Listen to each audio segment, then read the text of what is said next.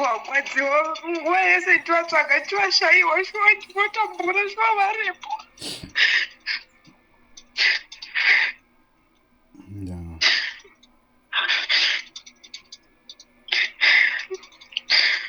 Tingotambura shuwa ndine hama chokwadi. Uya kumusha tichiri vapenyu tigokutaridza dzinza riripo ihombe hama dziriko usatambure uri musango musha uripo wakavakwa. Uya kumusha Sophie waita hako ukakwanisa kutuma wawatuma vasvika panopamba pamba chaipo ndo pavasvika. Saka ndiri kuti Sophie uya kumba hama dziriko hatina kumbokuramba asi ndezvekuti tanga tisingaziviwo kwauri nemariwo dzinonetsa kuti tikwanise kufamba tichiendawo kwawanga uri nababa vako kuti tinokutsvaka mari dzachishayikwa asi sezotanzwa kuti uri mupenyu uya mwana wabhudhi vangu ndiripo ini ndini last born yemba mababa vako ndonzi Besta maiflata zvechokwadi wanga uchiziva ndini ndakatosvika paishanda baba vako kwamujobora kunamba 7 kukwekwe ndokwavaishanda baba vako vanonzi Bhibho Mpofu kana kuti Bhibho Mafika kana kunata vane masainemu avo akawanda nokuti tine dzinza hombe kumutora kune hama kuzhombe kune hama usambogwadziwa usambotya asi padzinza rako hombe pakafira sekuru vako vanozvara baba vako gogo vako vakashayikawo vatove ne3 years takavaita magadziro gore rapera. Uya Sophie kumusha musha uriko tifewo waziva kumusha ugokwanisawo kuti madzimu naMwari vakukomborere uchiuya kumusha. Sophie ndini sazita wako Fanani. Iwewe uya uzondionawo ndichiri mupenyu. Iye zvino handikoni kufamba ndiri kukambaira ndakadona. Saka ndakufamba nemabvi. Iwewe chiuya uzotiona uone pamusha padzinza rako pakarara baba vako. Pando pariwo pakarara Bhibho baba vako. Right, muri yeZimbabwe tiri kubuda takananga kunonzi kuna denda kuri kunzvimbo yekugokwe. Takatumirwa message neumwe muteveri wedu wepa JCTV Africa ari kuda kusanganawo nehama dzake dzinobva kuwana denda. Saka sezvamunongozivawo as a rural content creator I use public transport and here is my ride. Yapo iyo kuona motorbike here. Saka takuda kuipinda pamotorbike tiende kuti tinotsvaga hama dze hanzvadzi yedu iri kuSouth Africa. So follow us in this journey as we unpack this story. Let's get it. Oh, all right. Makadi zenji. Okay, nzvetwa Kenan Rusike. All right. Tiri muzukuru kwaMangwere. All right. Mwana wa MyB. Mwaza. All right. Saka vari kuti izvo pane musikana anonzi Sakile Mpofu. Kuti ari kutsvagawo hama dzake. Sakile Mpofu. Niwe komafika ndiona Mpofu. All right. Ko anonzi Sakile Mpofu kana kuti Sophia. Sophia ariko ndiye tete vemusikana ndo tete vachino vari kutsvagwa. Baba vachainzani mbotara vainzi Bhibho kana kuti Big Boy. Ariko ndo baba vaManu kamanu kuroora kumwana watine unkwasho wedu Manu kuroora mwana wangu apa ndipane information uyu ndiye mwana wacho. Okay. Anza kavane 3 years 99 baba wake wakashayika mwana wa Big Boy. Big Boy akafa zvisho. Big Boy ane vana Tony. Ndone yose. Asana lake wala. Big Boy. Indamisa mumendo kuvunza imuko. Tasvika apo kapa ndobva tamisa vanhu vakati aenda. Munoti mvana wandinaye anongorema inodongine generator mukati. Ne generator mukati. Indori hama ikoko. Oh. Undemba nokwemsinga. Ndio munhu chaya ari kuziva. All right. Ndobva tozokunyatsobuda information yekuti. Unozoti anonzi Sophia ndiani? Asi Dafu. Anositi Dafu ndemwe wacho kushayika. Watete wacho iri tete Dafu iri rekuku rodi. Kune mwe futi anonzi Besta. Alright. Zokuti mukatofonera mpara umuti chishanga uringoziva kuti 1 2 3 kungototi nini nhamba dzekwambofu ndo dzandisina chete pati ndingade ndatowabata. Alright. Asi hakusi kure. Okay, kunofambika nebhaiki ka. Alright. Tofamba sei apa pakapa. Munongodzokera parodhi. Mukasvika pane cave iyi pano cave road but iyi ndo yava road kai. Iyi inobva yazogurira. Painonosangana neiyi kudai so. Yakaita ka cave kudai. Muchingotofamba pane ka road kanodai so. Alright. Mungofamba pamwe pane pachimunza ichi. Mama cave ka. Pane ka road kanobva katobudira kule. Kweka kuna koka poti mushauko korotena kudai. Kubva katena futi kudzoka kudai so nai. Kuti dai timba road bacho. Yangodzatera mavhiri kusvika mayambuka because ndinongoreda dai so. Effect ya. imi musaita usimbe wokubvunza vanhu. Aiwa, msazi road main road. Okay. Kuti alright. Saka tinobvunza kuti pani pamafika kana kuti. Aiwa. Noti tinoda pampofu kwairi. Kana kuti zviri easy ka. Muna ndingakudirectai kwaari. Wandoti chero mukaenda mumiri ndiye munhu wamunono ndo munotondirectwa kwaari. Nditete vacho anonzi Besta. Okay. Mukangoti takuona Besta pairicha. Mukangoti kana zviri easy mukangotoda Besta muneighborhood. Alright. Aiwa maita basa. Aiwa tinotini apa zvinyazobuda chaiche. Ndo wana mafizeti handati wanda.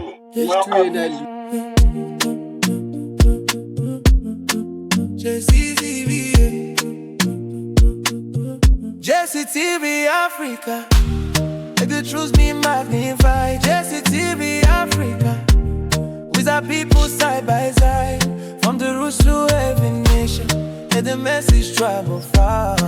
Jesse TV Africa, this is who we are. Jesse TV Africa, Makadizeni iripo. Jesse TV Africa. Jesse TV Africa. Jesse TV Africa. Jesse TV Africa.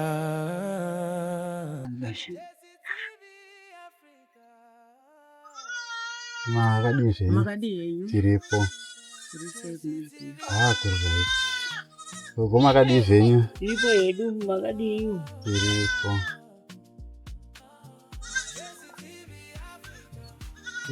Ini ndiri muzukuru kwaMangwere. Amene munowaziva pamuvhiringa apo.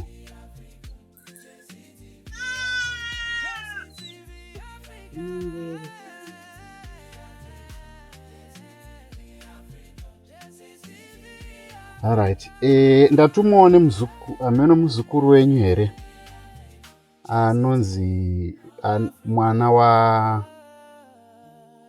wainzi Big Boy kana kuti Bibo. Bibo. Anonzi Sakile. Akatumidza zita ratete Sofia. Kana Sofia. Anonzi Sofia, avanonzi Sofia. Ini ndiri mutonzi. Munzi Sofia? Sofia. Bibo iyeyo. Baba vake vakazara Sofia. Alright. Ndiye andituma. Ari kutsvagawo anga handiziva kuti mai vake vakabva kunoku ane makore mangani. Chiri chidiki. Ari mudiki. Norone motoziziva zvinhu. Toziva. Alright. Tomuziva. Okay. Saka anga achitsvaga hama dzake kuti mai vake vari kuKadoma asi ari kuSouth Africa. Iye Sofia. Inini ndine last born yako. Ayi first born yamupamababa. Tasara takangodaro. Iye akasvika pano namai vake baba vake varosini. Alright. Imi ndimunonzi Sofia, ndo anonzi Sofia. Ndimi akamutumidza zita. Alright. Ari kutsvaga hama dzake saka angondituma akati ndokumbiramo ndinondibvunzirawo kunonzi kuna Denda. Ndo kunobva baba vangu. Ndakabva ndine 3 years here. Pakashaya. Saka anga aida kungoziva kuti azokwanisa kuzouya kuno kunoti anga asingakuzivi. Akandiona indiri mutoro wenhau. Saka ndinogara pana Gweyo apa. Asi ndiri muzukuru wangu wepa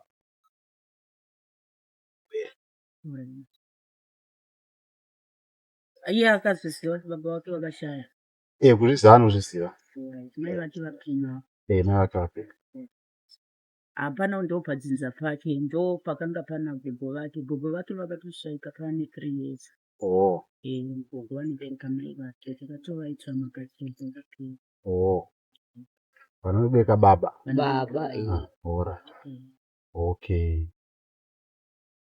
Sekuru vake vanobereka baba vakafa 1992. Ndichitori grade 6. Alright. Okay. Iye andakazvarwa 99. 99. Inini ndine musana wangu aitamba vose nemusana wangu 98 iri awo ndino vaitamba vese nemwanasikana wangu. Alright. Okay. Saka ndangouya ndiyo picture yake.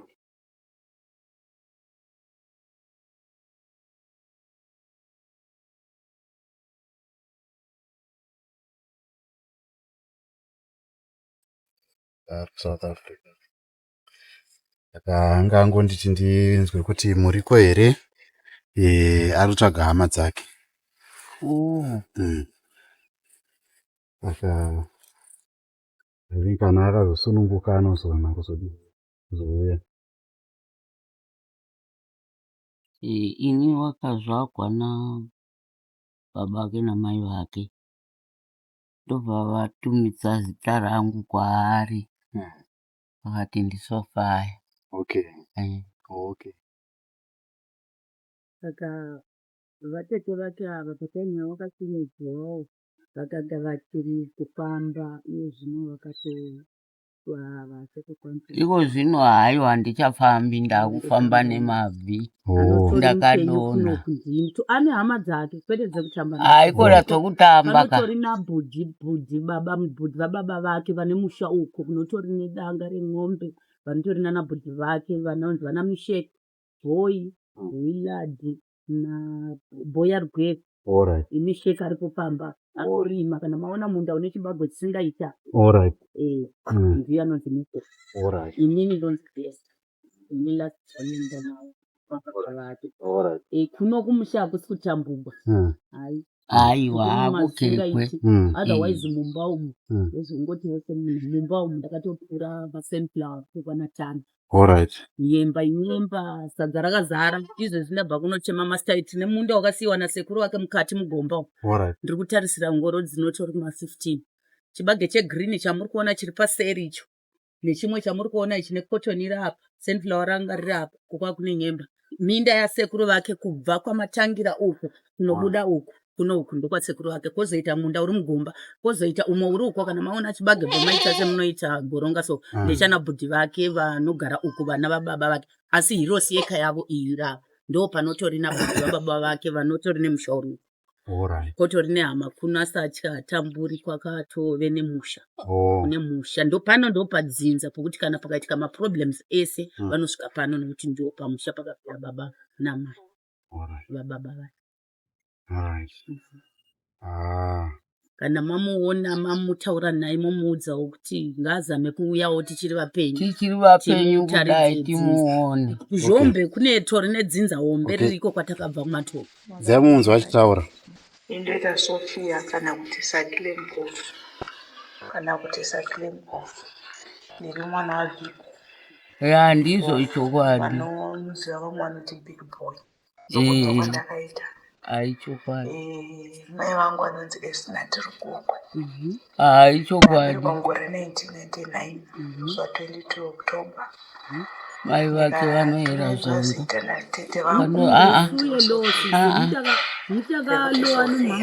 Mai vaya vakauya pano. Naka baba wangu akazoshaya mugore 2003 kana 4 anjenyasusiwa ndipo wakashayika vaishanda kukwekwe mapurazi unonzi Kwamjobora. Kwamjobora unamba 7. Alright. Takakusvika ino. vashayika kubva ipapo andina wandakazoziva kuona kana kuziva ndinongonzwa vamwe vachinzi kuna vatete vakasiya vana mukwekwe vanonzi vana varaiti vana vacho asi hanisati ndavaona saka ndikutsvagawo hama dzangu dzinova idzo hama dzababa vangu ndodzandiri kutsvaga pari zvino ndiri kuSouth Africa South Africa asi ndinombopota nchiuya ndogara kukadoma kadoma ndo kumba kwamai vangu kana pana anondiziva please nokumbira mundibata hama dzangu ndine nguva ndikutsvagai Dei Manu angari pano aichema. Manu hanzvadzi yacho ari kupi, ari kuChegutu? Ndiye Chegutu. Okay. Zvokuti dai mamusingamhanyi nhamba dzake kumukadzi wake dziripo. Nhamba dzamai. Tinogona kudzitora kana azouya tinogona kuorganiza kuti auye kana azvichiita. Asikana mwana kuti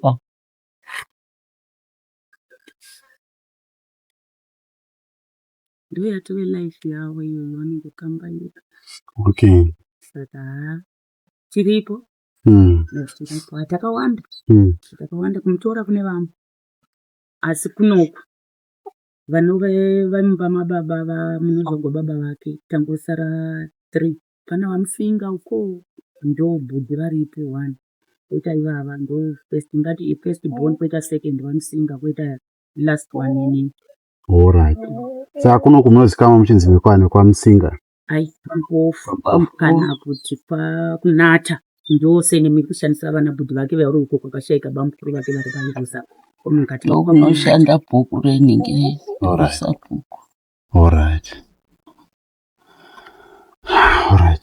Saka chandingakumbire ndechekuti maybe mutaure nemuzukuru nemwana wabhudhi kandoda kuti tozomutumira mashoko amabini kana tichizoorganiza kuti auye toorganiza kuti auye. Alright. Pane mwana wangu anoshandawo anogara paGokwe ndo pane imba yake zvokuti kana akasvika paGokwe kana akapona sakwekwe iye asingazii nzira anogona kubatana naye iyeyo akatamba naye anonzi Plata. Akapona pakwekwe anouya obatana naye osvika pakwekwe paimba yake votokwira vouya kuno mai manda ichori pano. Ndataura nyaya yekuti Plata iyeyo ndiani ataura akati vatete mai omboitamba naye ndiye ari kutenga munhu undiziva ndifunga kuti vangandiziva papiki andiziva kuti vangandiziva papiki kozi nguva yacho yandakasiwa yacho ndakasiwa nchiri muduku chaiko ndakasiwa nchiri muduku pamuma 3 years ikoko pamuma 3 years 2003 kandisingasangane ndopakashayika baba wakwe papo mukangovaudza kuti mwana Big Boy kanzi Pipo ari kukutsvagai. Kana mukakwanisa kuwana anonzi Besta ndora ndakaona vachita nguva anonzi Besta kana uye vatete Flata ipapapa Flata kana Besta kana Sofia. Flata ndiye ari kukwekwe Sofia wacho ndine Sofia kana kuti Sakiri. Sofia ndini fanana. Taurai naye saka ndoda kuti mutaure naye makatarisa apa mungomupa screen. Angiti ngamadlozi ona lapho ukuthi abuye laba bantu thina sibazi kodwa amadlozi abadonsile lo nkulunkulu ukuthi bafike lapha bazotshengisa umntaka bhuti wethu wena ungakhani yavala indlela muwe yini ovulile ukuthi azafike ukuthi abuye ekhuluma so anti ngamadlozi lomlimo yaluthandaza uNkulunkulu ukukhuluma emadlozini njengokhuluma ukwenza insuku zonke. kuthiwa khulumani bafuna ukuhamba umshina lo uthatha elikukhulumayo manini lini ukuthi yimi uSofia mntakabhuti wami ngikhona ngiyaphila buye ekhaya sikhona izihlobo zakho ngibe seliqeda njalo sebebisa kimi la mkhulumi khulumani umshina wona lo uyakuthatha ya taura mtero mukataura neNdebele nemukataura futhi neshona munonzwa Ndebele Sofi ndini sazita wakho fanami iwewe uya uzondiwona ondichiri mpenyu yezvino handikoni kufamba ndiri kukambaira ndakadona saka ndakufamba nemabvi iwewe chiuya uzotiona uone pamusha padzinza rako pakarara baba vako pandofu parivo pakarara pipo baba vako ngafunga isho ngesindebele futhi ngaye uzile befikile abantu labo bathumileyo ukuthi ngikhona yimi Sofia waphiwa ibizo lakho nguyihlo wathi nguSofia yikho nxa uzile buya uzongibona ngisaphila khathesi ngawa sivela centa emadlinzi ngawa yikho sengihamba ngamadolo usukuma kangikwanisi kodwa ukuthi ngibambelele phansi ngikhase ngiyakhasa wena buya kuzobona lapho ulele khona umzali wakho uBhibho mafika fanami ngiyadubeka okunye nxa esengizwe kuthiwa ukhona uyangikhumbula lapha ukuthi ngikhumbula ekhaya buya uzosibona khonapha lapho kufika othume khona abantu bemzini laba yikho ngekhaya lapho wafika khona umncane udlala lo Flatha yikho ke bangafika ungizwa wena kade ubuye uzongibona lami ngisaphila nginje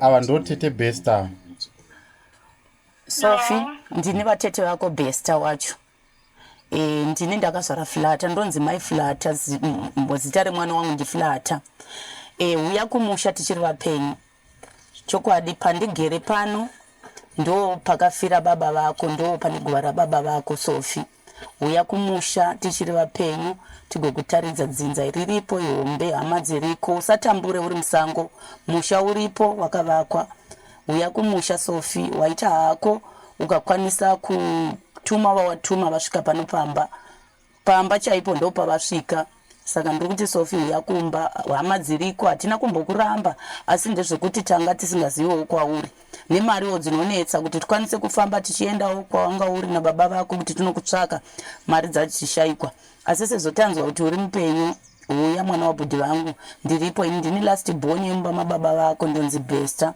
mai Flatha zvechokwadi wanga uchiziva ndini ndakatosvika paishanda baba vako kwaMujobora kunamba 7 kukwekwe ndokwavaishanda baba vako vanonzi Bhibho Mpofu kana kuti Bhibho Mafika kana kunata vane maseni avo akawanda nokuti tine dzinza hombe kumutora kune hama kuzhombe kune hama usambogwadziwa usambotya asi padzinza rako hombe pakafira sekuru vako vanozvara baba vako gogo vako vakashayikawo vatove ne3 years takavaita magadziro gore rapera uya Sophie kumusha musha uriko tifewo waziva kumusha ugokwanisawo kuti madzimu naMwari vakukomborere uchiuya kumusha kutsika pano pakafira baba vako kuchakupa makomborero mazhinji uya kuno Sophie kumusha ndiripo vatete vako ndiri kurima zvese zviripo sambotye kuti kune nzara kana chii ndiri kudya ndichiguta ndichitorasa pamwe iwe dzimwe dzenguva kuti kuvata nenzara uya kuno kumusha mwana wabhudhi vangu ndiripo nevazunda tove nevazukuru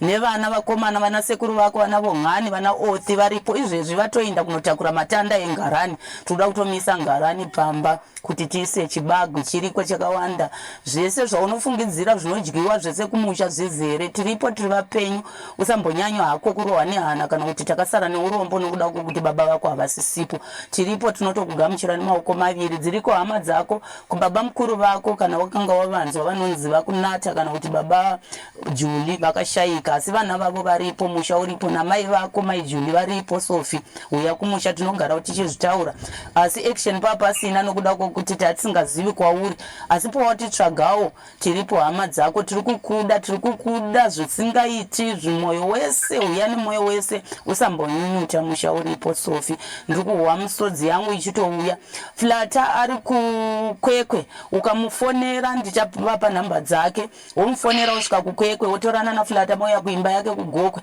Flata achakutungamira kusvika pano iye waunoziva wacho mwana wangu inini langwe rangu ndine vana 5 Flata Zodwa Jenny Bongani na Othi nawo ndoita vazukuru 4 umwe wacho ansandamudzwa zita anonzi Washi ndo mwana wa Flata Tino ndo mwana wa Zodwa Tania ndo mwana wa Jenny akawanikwa kumutora Bongani na Othi nawo vakomana ndinavo pano saka uya Sophie Emmanuel budhi vako variko kuchegutu vari kukushuvira kukuona vanogara vachitaura nezvako maiguru vake vako variko kuno namba dzavo tichagona kupa ivava vawatuma mano ariko ndo dangwe rababa vako rakazvagwa kwaZondo akauya wese muwiro wauri wakuita iwoyo akanga azvagwawo baba vake babako vasiyanawo namai vake akatouya anotori nemusha kuno kumusha saka kuti totaridza kuti musha wababa vako uripo nokuti pabudhi vako varipo vakatovaka musha vari kuno wakwadziwa nguva yese tivatsvaga tivashayiwa shuwa tivotambura shuwa varipo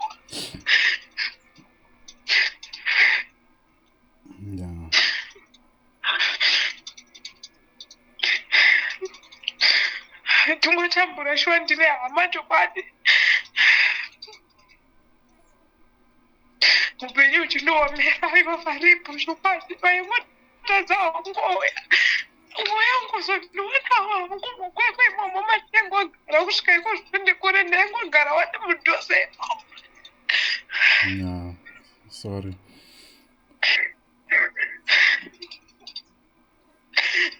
ndaingogwadziwa vamwe vachiti vana nababa ini ndisina hama kana munhu izvozvogogo vandetemba vandetidanawo kuti mbuya vakashayika mai vamai vakashayika apatini 2 years back ndovandetembawo kuti ndo hama dzangu namai vangu tete ndovanechitoti ndo hama dzangu dziri padhuze neni hama dzangu muripo shuwa ndichitambura dai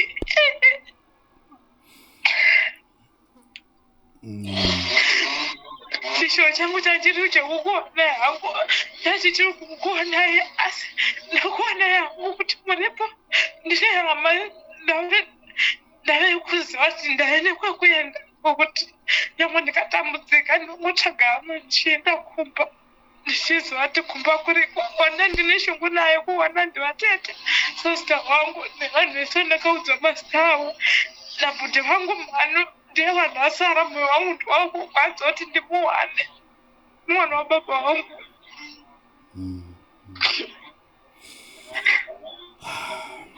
saka munokwanisa kuzovaona ndingati mungatarisire kuti mungazovaona zvarini maida kuvaona zvarini izvezvi pari zvino mari handina izvezvi pari zvinhu zvanga zvisati zvaunganidzika kuti ndiunganidze mari kuti ndinonovaona pari zvino handina asi ndichaunganidza mari kana ndakuuya ndichavaudza kuti ndave murodhi kuuya nezvo zvinhu zvacho sometimes mabasa acho unoruhana wogara wombodzingwa wombogara saka zvinhu zvacho tingati nyaya iyi yakakukanganisai sei muchikura uyezve kusvika zvinezvi yakukanganisai sei yekuziva kuti vabereki venyu wangu baba wanga washayika asi hama dzenyu ndezvipi zvinhu zvazvakakanganisika muupenyu hwenyu nekuda kwenyaya zvakane zvinondikanganisa mukoma zvakanyanyisa because sometimes unonyanyozvabereki kana vane enga yekuti baba vavo vakavaita zvakati nezvakati kana vane enga iyoyoyo unongochimwonekwa senge sometimes usiri munhu asi unozoita kuzvinidipisa kuti hauna zvekuita because unenge usina chaunoziva ungoti ungozvitora sekungoti izvozvo zviri simple but zviti kudya deep down moza kana tiri vanhukadzi tine enga yekuti baba vemwana uyo vakandigwadzisa zvakati nezvakati utanga wabata mwana uya senge asiri munhu and handiti vakandivisa mai vangu vanga ne enga yavanga wanayo nababa vangu ndozvinzwisisa neniwo ndiri munhukadzi but wokungoti hama dzangu dzinditsvake mozoti zvogwadza kungonzi iyi nherera alright nherera vamwe nherera vanowana vana tete vana bvudzi vanani vanowana hama dzavo kuinini waindiri nherera isina kana hama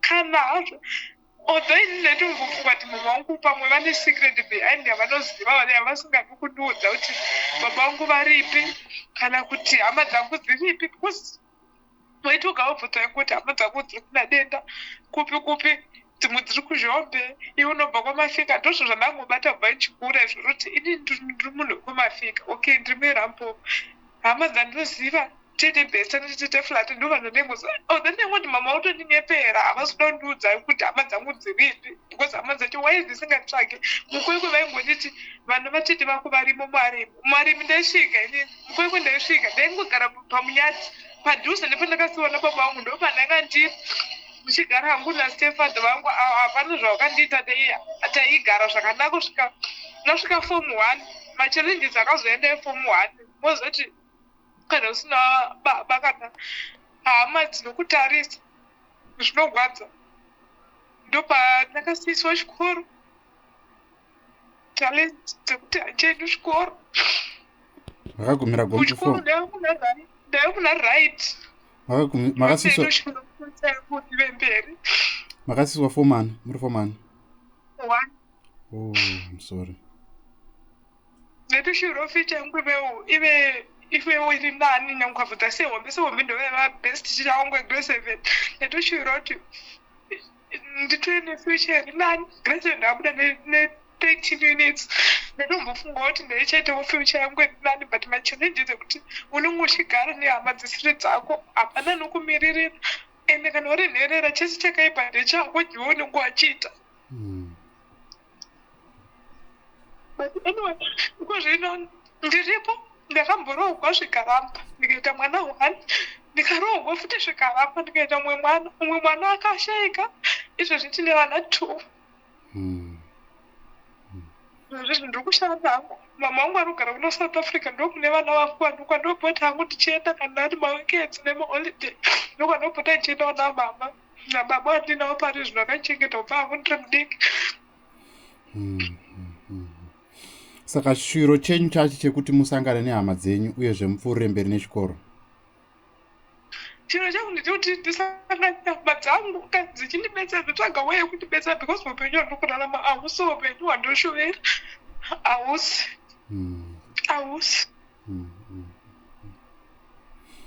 hausi kana sometimes mamwe ndivanokuudza kuti chimboenda kumba kwavo kwavabereki vako vamwe vanotaura vangosiyasiyana zvekuti unongosvika pavanhu utengotati vamwe yenyu mune hama enda ndina kana hama kuditi ndopaanokupawo maadvise dai wamboitsvaga kumusha kwako waenda dai wambobvunza mai vako kuti musha kwako ndekupi waenda wamboziva hama pamwe zvinhu zvako zvingakuitira tinotenda tinovimba kuti mhuri yezimbabwe ichakubatsira kuti tikwanise kuti uye uzoona nehama dzako takambozviita umwe musikana akanga achitsvaga baba vake akanga ari kuHarare takamuita kuti akwanise kusangana nababa vake kuGwanda saka totenda kuti mhuri yezimbabwe iri kuteerera ichaanzwa stori yako vachakwanisa kukubatsira tinotenda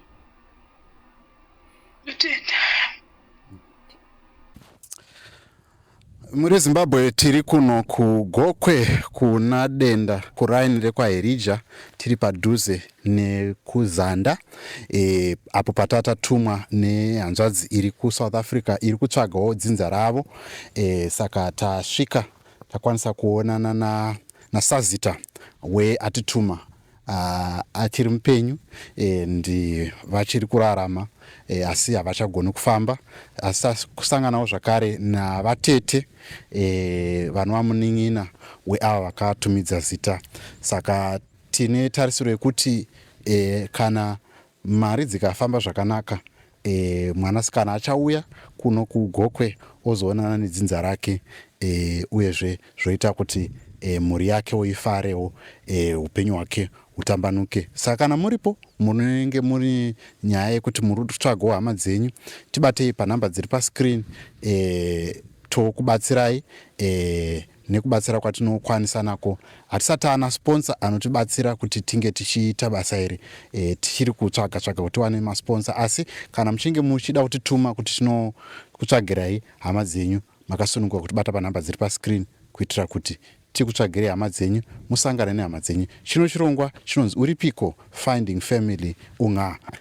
Tosangana zvakare pamapurogiramu anoteera tichiti rambai muchiteera JCTV Africa, nekuti we change the world through media. It's bye for now.